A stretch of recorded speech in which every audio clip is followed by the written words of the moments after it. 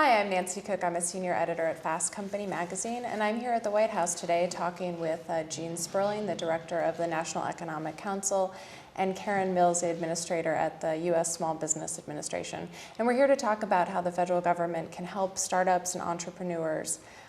So welcome. We're taking questions on the White House Facebook page today and also on Twitter using the hashtag #StartupAmerica. So please submit your questions and we'll answer them here now. Administrator Mills, do you want to talk to us a little bit about the Startup America initiative? Thank you, and thank you for doing this. Startup America is an initiative where we are looking at our small businesses and our entrepreneurs to see how we can outcompete the rest of the world based on our assets here in America. And we know that 2 out of 3 jobs are created by small business in this country. But the fast-growing entrepreneurial companies actually create most of the net new jobs. So we are going around the country listening to entrepreneurs on how we can remove barriers from their activities so that they can do what they do best, which is grow and create jobs. So we're looking for ideas today. We're going to answer some questions, and we also have a website where people can give ideas if they think of them after this broadcast, which is reducingbarriers.ideascale.com. Great. Is there anything you want to add to that, Gene? No, just to say that there's so much going on right now, from Japan to Libya to Mideast oil to are we going to have a budget shutdown. But we just, one thing we're very focused on is we still have 8.9% unemployment. We've seen private sector job growth rebound. We're now gaining private sector jobs, 1.5 million over the last 12 months, much faster, almost a year faster than we did after the last recession. So that is encouraging, but it's way not good enough. We know we have to have so much more job growth to make up for the harm that the Great Recession still has on so many families, communities, and small business and startups can be critical to how robust this recovery and private sector job creation is.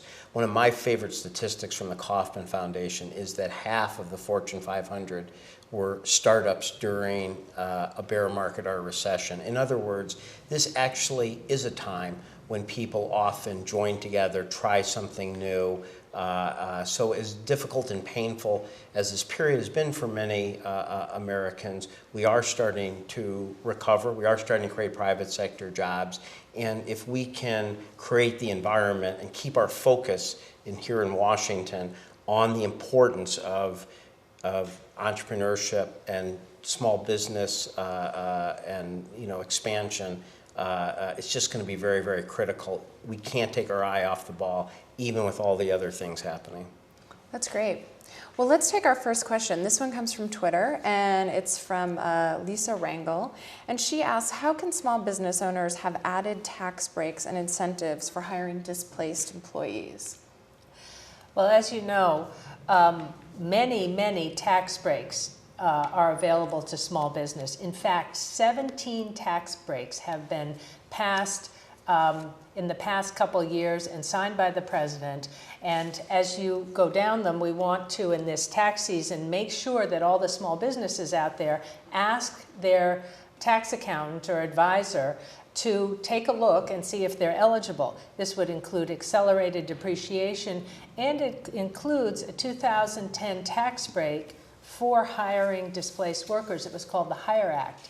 And one of the things that we have done is made sure that there's access to this information on the SBA.gov website if anybody would like to go take a look.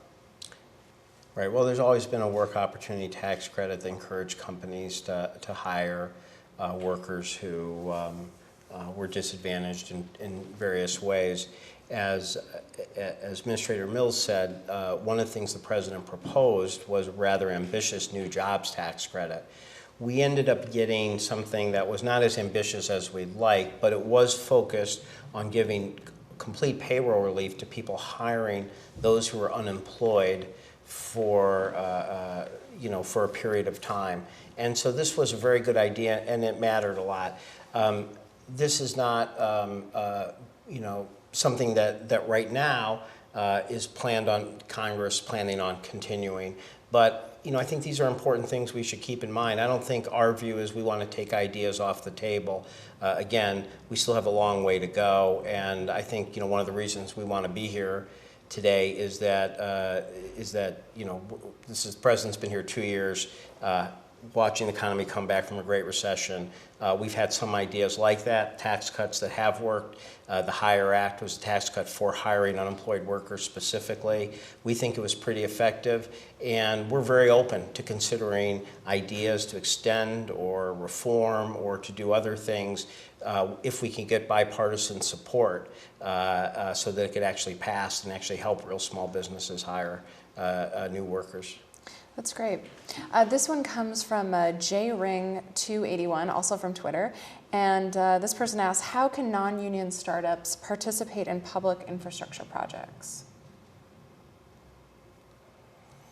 Well, I have to say, I'm not, I don't want to pretend to know exactly what the barriers are that they feel they're facing on a public infrastructure project, because they are so varied. The president is, as you know, has put forward a new proposal to reauthorize the Resurfaced Transportation Act. We're hoping we get bipartisan support for that. We're hoping that if we do that, we could accelerate some of that so that we're getting a very significant amount, $50 billion, in 2011 when we so need to get jobs going. And we think that the ramifications of that type of infrastructure investment do help enormous amounts of small business. The president also has been interested in what's called an infrastructure bank, and Senator Kerry of Massachusetts has now proposed a version of that with bipartisan support, which is very encouraging, which would offer people the chance to compete for innovative infrastructure projects.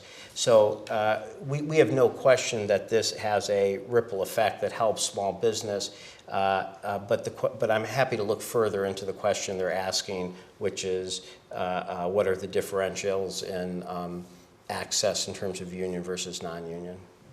We also got a ton of questions on Twitter and Facebook about healthcare. This one comes from Twitter, and it's how can we make health insurance affordable to startups? Maybe this one's for you, Karen. Yes, and I'm happy to be answering it because today is the one-year birthday. Oh, that's right. Of the Affordable Care Act. And in fact, it has proven to be very beneficial for small businesses. Right now, as I said, it's tax time. So one of the things that we know is up to approximately 4 million of the 6 million small businesses that have employees may be eligible for a tax credit for providing health insurance in 2010. And so this would mean money right back in their pockets right now, and there's nothing that entrepreneurs like better than money in their pocket that they can reinvest in their small business.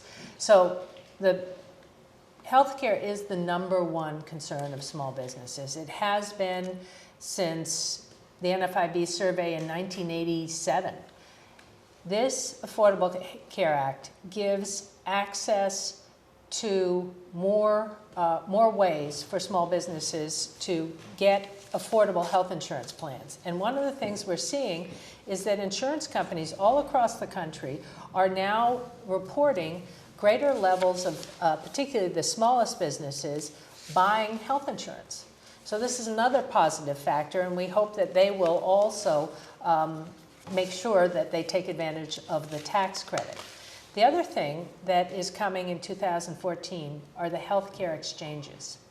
Every state is going to have a marketplace where health insurers will be competing for small companies' plans. And this is extremely beneficial because up till now, small companies had a really hard time getting a quote. Small companies, on average, pay 18% more for their health insurance than big companies for the same product, just because they're small. But by pooling the risk, by having competition in these exchanges, there will be more access to affordable health care. And that's really important to entrepreneurs. The final piece that's going to happen is that A lot of entrepreneurs who want to start a business but are afraid to leave a big company health plan because they won't have any health insurance. They will now have access to these marketplaces as individuals and then be able to go in as they build their company. Yeah, and let me just emphasize, first of all, there's just no question that the small group market, I don't have to tell the people who are participating here, has been, brutal and unfair, and one of the most difficult, particularly small business, don't have the market power, don't have the leverage. These exchanges, while I know people are, often just, worried about small businesses, I understand there's a lot of confusion, worry about the healthcare reform bill, but actually what they should know is that this is going to be one of the great equalizers for small business and giving them the market power that right now, or being part of it, that large businesses have had and they've been excluded from, and often are in a position where their rates skyrocket if just one or two workers become very ill, if their workforce is a little older. So this is going to be a great equalizer for small businesses. And on the tax credit, as Karen said, this is 35% tax credit is effective for this year, for 2010. So as Karen said, people could get significant savings this year. It actually goes up to 50% for 2014. So it actually gets larger.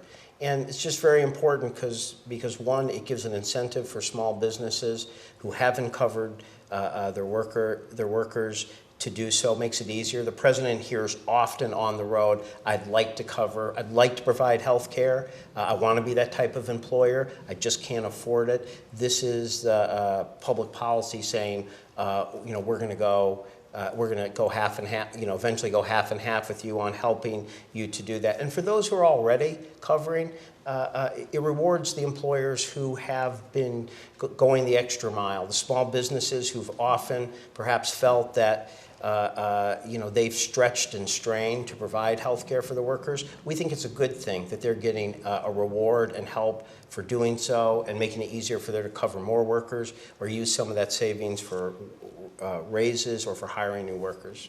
Great. A bunch of Fast Company readers also were really curious about manufacturing. We got lots of those questions over Twitter and on the Fast Company website. And one thing that people wanted to know is how can the government sort of help bring manufacturing back? Well, one of the things, I know this is a tough period out here, but if you're looking for a piece of good news, we've had 189,000 increase in manufacturing jobs over the last 12 months. Mm-hmm. That is the largest increase in manufacturing jobs since 1997.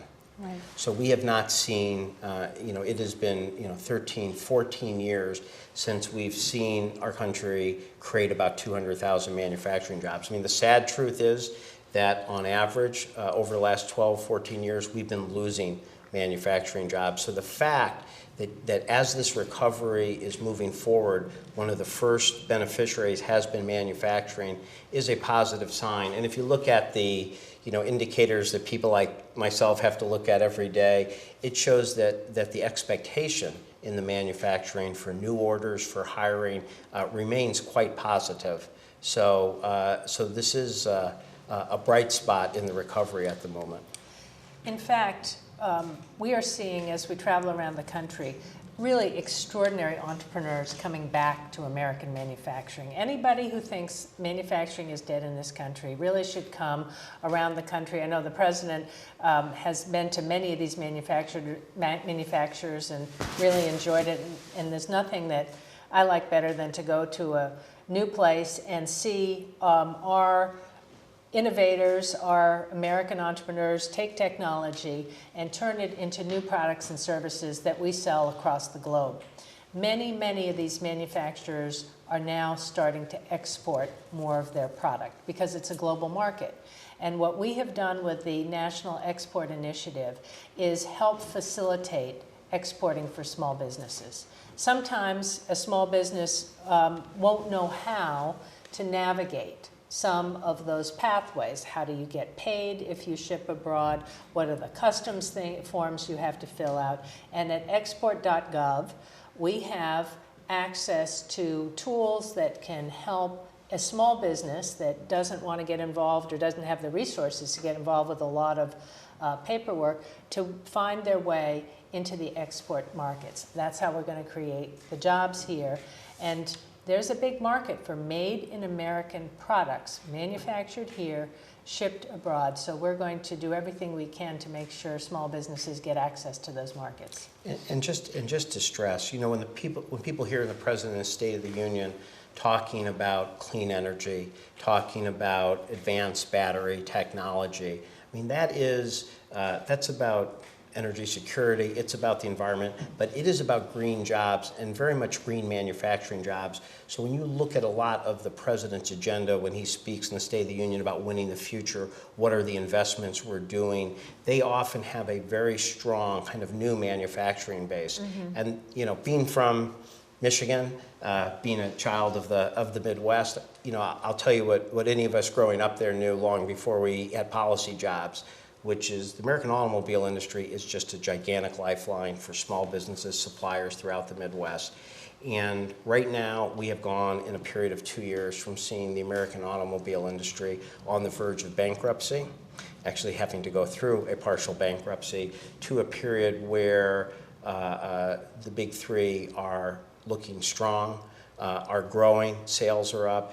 And you know, while that may be reported as a Fortune 500 company reporting how they're doing, everybody in Michigan, Ohio, Indiana, et cetera, understands that there is a ripple effect, positive ripple effect on small business and suppliers when things are good, just as there was a painful negative ripple effect in 2008 and 2009 when we were in the midst of that horrible recession. That's great. If you're just joining us, just a reminder, we're taking questions on Facebook on the White House page and also on Twitter with the hashtag #StartupAmerica. So this question comes from Facebook. It's from Chris M. And it's to Karen. Will the initiative regarding cluster development or entrepreneurial ecosystems be continued this year? Well, absolutely. We are committed to our cluster efforts. And as you know, we are now in budget uncertainty. So we have committed resources at the SBA to continue what was a significant and successful cluster competition last year. So let me just explain what clusters are. When small businesses live out there, they don't have the economies of scale of big businesses. They can't necessarily get the market power. But when they cluster together, as we did with when we got the boat builders of Maine to come together, they can get research and development from neighboring universities. They can do coalitions with the community colleges to get trained workers. They can do joint marketing activity. At the SBA, we did a competition for our cluster development grants, and over 150 clusters from around the country self-organized and got together and competed. So we had everything from an agricultural cluster who won for California to something in the Gulf Coast based on geospatial technology. And we have the opportunity, I think, to really drive transformations in regional economies across the country with these cluster grants. That's great. A lot of Fast Company readers were also really curious about patent reform, and there was a concern about whether or not it was going to favor big businesses or small businesses. This might be a question for you, Jean, but you know, as you're trying to reform the patent process and make the patent approval process a little bit more streamlined and Right. faster approval process, you know, what's going to be in it for smaller companies and startups? Look, it's a very important issue, and as you know, we have seen patent reform now go through the Senate, and you know, be very important, reducing the streamlining, reducing the backlog. You know, the president's very committed to the innovation. We understand how important this is. I will definitely say that one of the more sensitive issues that will clearly be part of the negotiation, what happens in the House, I'm sure in conference, is exactly this issue of ensuring that the small inventor is treated fairly, not put at a disadvantage. And you know, I'm not going to, unfortunately, can't really go through what how I see those negotiations and et cetera will go. But I can tell you that it is, I think it will be, one of the key issues that will have to be worked out before this bill hits the president's desk, and it's one we're looking at and taking very seriously. Great. This question comes from Twitter, from Dark Mattercon, a great handle name. How can we reduce the administrative burden of starting a business or hiring employees? Well, that's a great question, and that's one of the things that Startup America is focused on. When you go out and you start a business, one thing everyone tells us is we want everything as streamlined as possible. And when we have begun to go around the country now in these roundtables, what we want to hear is how can we reduce the barriers for startup and new businesses as they wend their way through regulatory issues. We have a commitment which really comes from the president to look at all of the regulatory issues through the lens of small businesses and say, how can we make sure we are streamlined, that we provide regulatory flexibility for small businesses while still ensuring the health and safety criteria that are essential. One of the outputs from this set of regulatory roadshows is going to be a series of inputs and suggestions to the president and then to the agencies about how to make regulations more streamlined so that small businesses can find ways that they can operate without excess cost. And I think we are across all of government right now very, very focused on it because everybody knows that entrepreneurs are going to create a lot of our net new jobs. We want to find ways for them to get patents in a more streamlined way. We want to make sure they can export in a more streamlined way. We're already working on those issues. Great. One more question that's come up, this is from Twitter, is the biggest, it's a comment, but I feel like it's good for us to talk about. The biggest challenge facing many startups is the question of capital, and what does the government aim to do about that? Well, Jean and I were together yesterday with Tim Geithner working on exactly this issue. Startup America has also focused on access to capital, and at Treasury yesterday we had a group of entrepreneurs, capital providers talking about various gaps in capital. I think we've done quite a good job at closing the capital gap that existed in October 2008 when credit markets froze for all small businesses. And Main Street small businesses were really shut out of their banks. We were able to use the Recovery Act and the Small Business Jobs Act to deliver $42 billion of loan guarantees into the hands of small business at a cost to taxpayers of only $1.2 billion. So a pretty good bang for the taxpayer buck.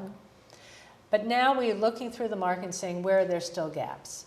And one of the places is in these high growth companies as they come through their life cycle. And it's certainly true in the early stages. We talk about the valley of death.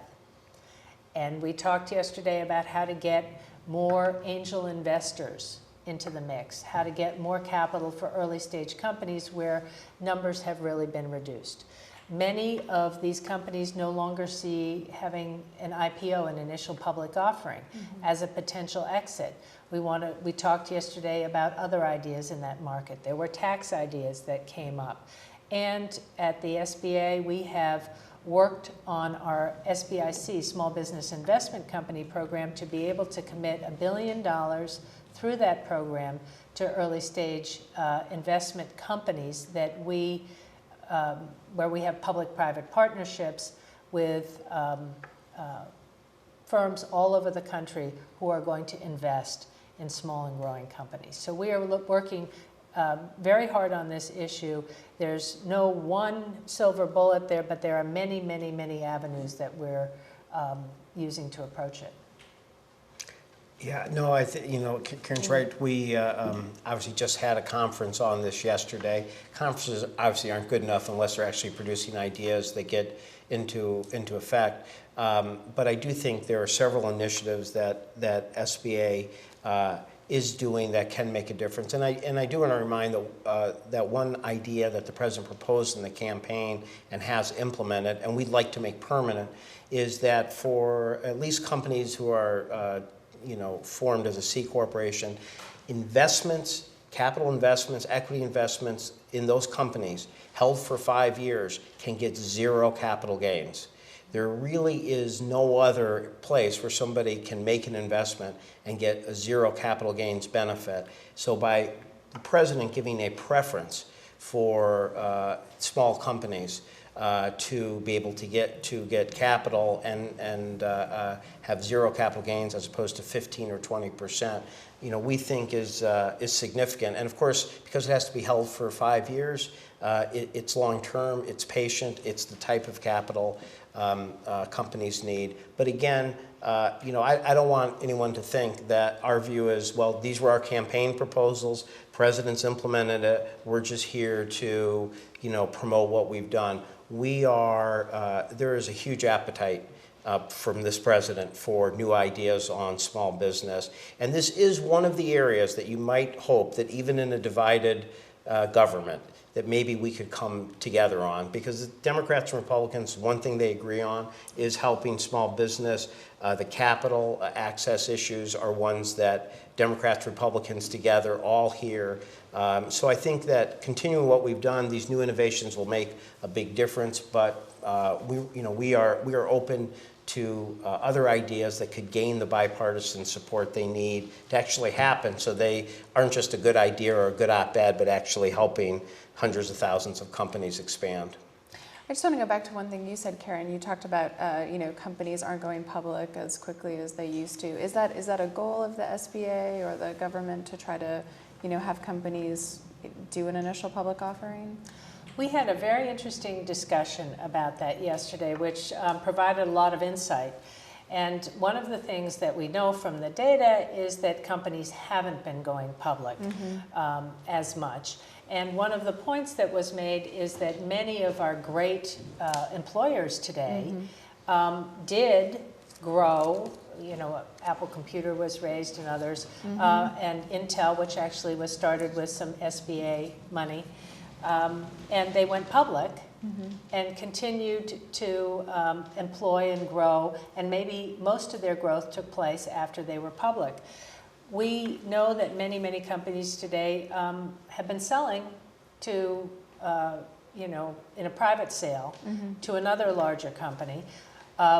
We want to make sure that all of the options are open to small companies, small entrepreneurs who get on that very, very fast and important growth trajectory, that they have a way to stay in this country, to hire more people, and to sort of fulfill the highest end of their promise. Yeah, I agree with that. I don't believe it's our job to have a preference. I think it's our job to make sure that there are not barriers to getting the type of capital, the type of business form companies need to expand and grow.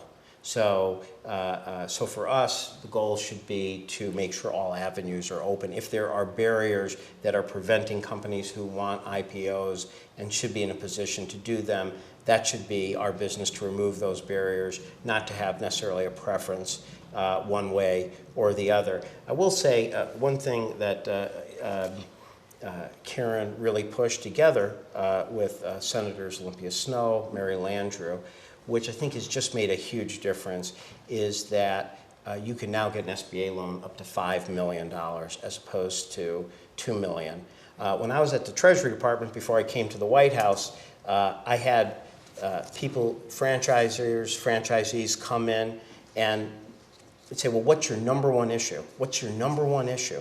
The number one issue, they said, was that they could not get loans in that $3, $4, $5 million range. And they couldn't get the best people, the people who wanted to go beyond one store, one shop, 3, 5, 6, 7, multiples of job creation, because they were shut out in that market. So I do think this is a permanent change that Administrator Mills spearheaded that's now part of the law. So the ability that now SBA can help you get a loan up to $5 million, I think for a range of companies that were growing, expanding, huge, huge difference. And we hear very positive things about this across the country. Great. We just have time for one more question. This one comes from Twitter. How will Startup America use social technology to network businesses to increase collaboration to help startups? Well, we have a lot of very interesting ideas about that, and we'd like to actually hear your ideas. We have a public-private partnership now with Steve Case, who started AOL. So we have a fabulous partner who really understands this area. And we have a number of ways that we know small businesses and entrepreneurs like to gather together and share information. We know that mentoring is a very important piece of the puzzle. At the SBA, we know that if you give an entrepreneur capital, that's good, but if you give them capital and counseling, you get an even improved result in terms of more sales, more profit, more longevity. We have expanded that under Startup America to work with some of what they call the accelerators. Accelerators are groups around the country that provide the network, the infrastructure for entrepreneurs to come together and get advice. Sometimes they get physical help, incubator space, sometimes they get capital. We are promoting a number of ways for entrepreneurial networks to come together and to develop mentor networks. We have started a pilot of an entrepreneurial mentor corps, and we are providing mentors for 100 of the clean tech energy businesses that were initially funded by the Department of Energy competitively under the Recovery Act. So we gave them capital, and now we're providing them networks of clean tech successful entrepreneurs who already know the industry, who already know how to help the next person coming up. So we think this is a good model, and in conjunction with Steve Case and the Startup America partnership, we're going to expand that. You know, when I did my first run at the White House during the Clinton years, we did a series of conference calls. This was around 1998. And we spoke with venture capitalists, et cetera, and we asked the basic question, why so little in kind of poor urban areas, rural areas? And you know, I'll never forget what we heard from many of them. Many of them said, you know, there are people with great ideas in the poorest parts of our country. They said, but you know what the difference is? When somebody has one of those ideas and they're at Stanford or they're at MIT, you know, they have a great idea. They probably have a best friend, a girlfriend, a sister who can be their COO, their CFO. It all just comes together. But you know, it takes so much work when somebody has a great idea in a very poor area. It takes too much work. We don't have the capacity in our firm, they would say, to put all that together for them. And that's kind of sad to hear that there really was this ability for expansion if we had more of what was described. And I just think of that conversation in 1998 compared to now, where the power of social network could seem to me that could so bridge that gap for people with great ideas who just don't happen to be situated at Stanford Business School or someplace where it's just so easy to put together your team. So I wouldn't want to suggest to be as expert as the people out there on this issue, but it does really, it does suggest to me the possibilities that did not exist just 12, 13 years ago. That's great. Well, thanks so much, everyone, for joining us. If you missed any of this, the video will be available later on fastcompany.com and also on whitehouse.gov. Thank you again, both of you, for joining me. And I'm Nancy Cook of Fast Company, and see you soon.